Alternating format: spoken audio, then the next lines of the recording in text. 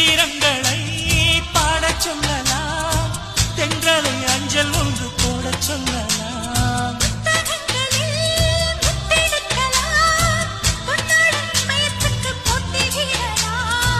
பூமிக்கு பொட்டு வைத்து பார்க்கலாம் பார்க்கலாம், பூவுக்கும் ஆடை தைத்து போடலாமா?